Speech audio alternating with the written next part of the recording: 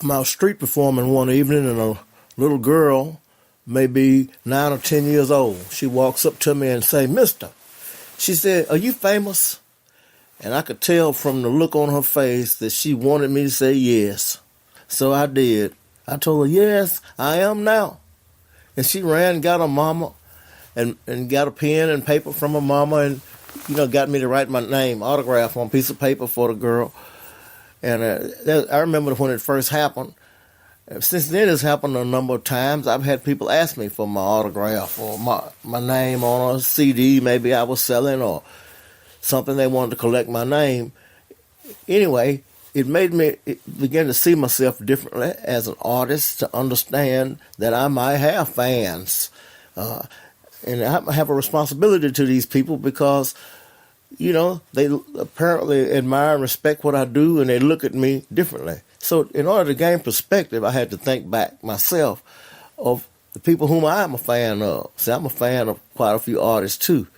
But at her age, I'm just saying my early recollection of fans, I can remember how I felt about Parliament Funkadelics and George Clinton and all of George's work. See, I collected all of his albums, all of Parliament and Boots's Rubber Band, and I had all these album covers all over my wall, and I knew the words to all the songs.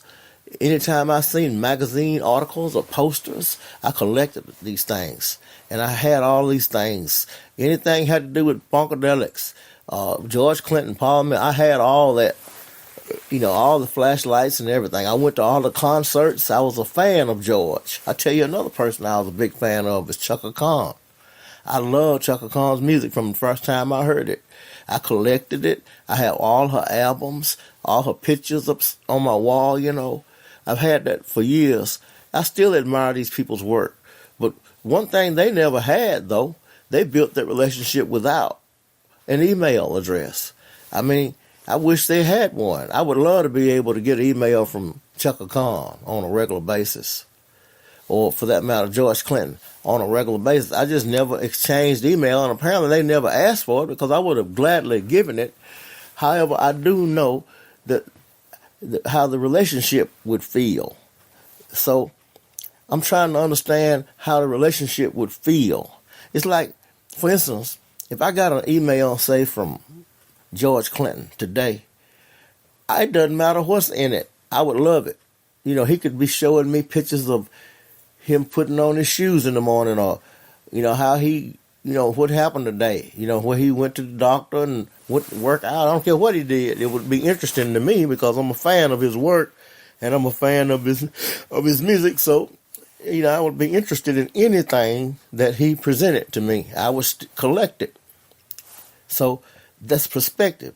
And saying my fans would feel the same way about me. They like what I do.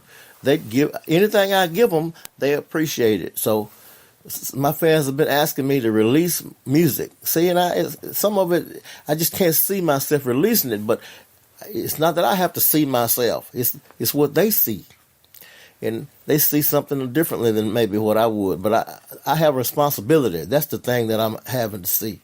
So one of the most important things that I could do, or I have done this, and I would encourage every artist to do it, and the sooner you start this, if you haven't, you've been making a serious mistake if you haven't, and that is you need to start an address book or a database, a master address book of everybody you meet, all the people who watch your shows, all the people who you meet on the street, all of the people in your world need to be put into this master address book.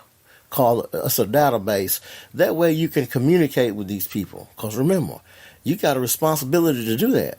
They look forward to this. It's making a permanent record. And you continually add to it, this record. See, now you've got tools to do that. To help you do it, rather, with the internet. Back then, see, George Clinton, Chuck Khan, they didn't have internet when we all started this game.